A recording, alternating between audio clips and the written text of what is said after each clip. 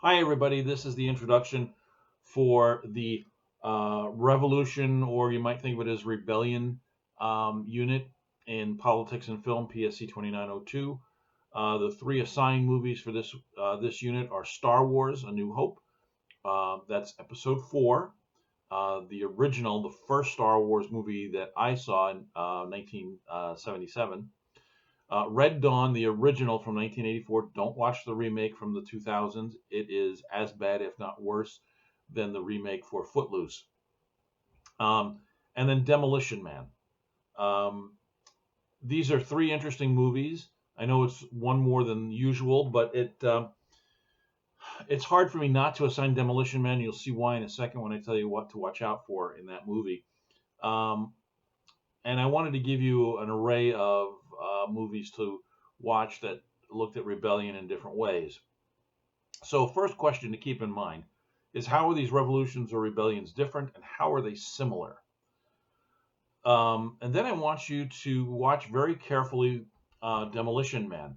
For those of you who like looking for inconsistencies or interesting coincidences, there are an awful lot in Demolition Man.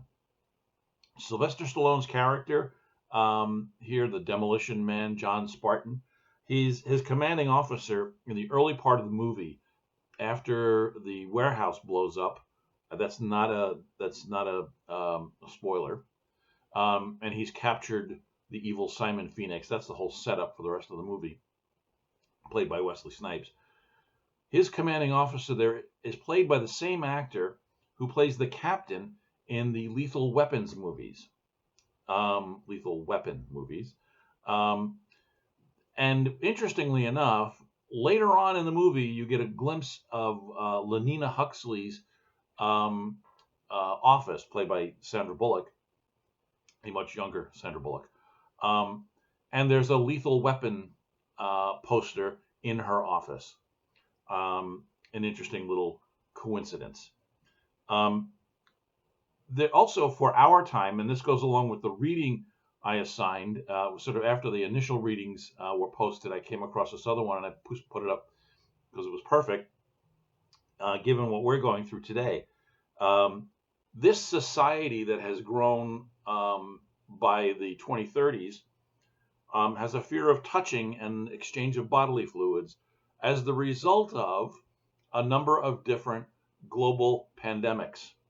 Um, so kind of interesting. Also, pay attention to the reference.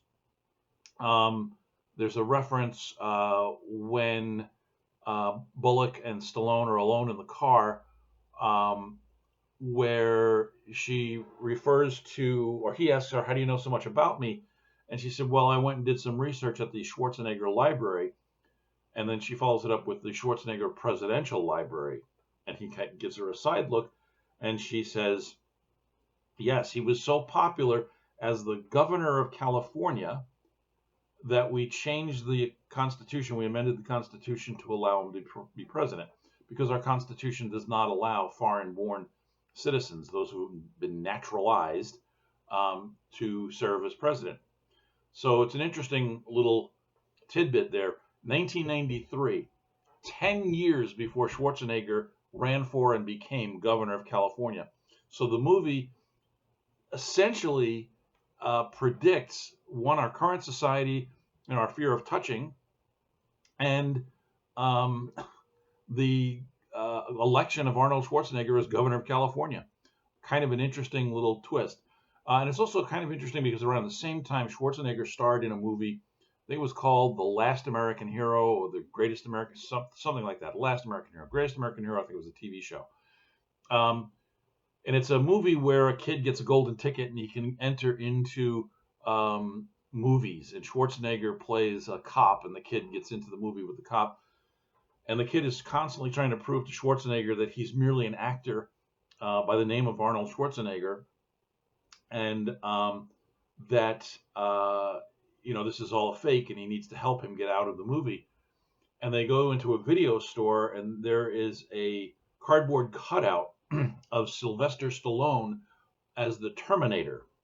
For those of you who follow movies, you know that Arnold Schwarzenegger was most well known perhaps for his role as the Terminator. And there's a nice exchange there with the kid, and Schwarzenegger says, "What are you talking about? Stallone was great in that movie." They had a little bit of a rivalry in the 90s about which one of them was perhaps the best action hero star in American movies at the time. So the Demolition Man has this little fun side to it where, yeah, they pick on Schwarzenegger, but it's part of this going back and forth between Schwarzenegger and Stallone. Anyway, look for that. Look for the Lethal Weapons or Lethal Weapon reference, and enjoy Star Wars. And hopefully, we'll have a spirited conversation when we get to the video chat and the text chats about all of these movies. So, take care. See you soon.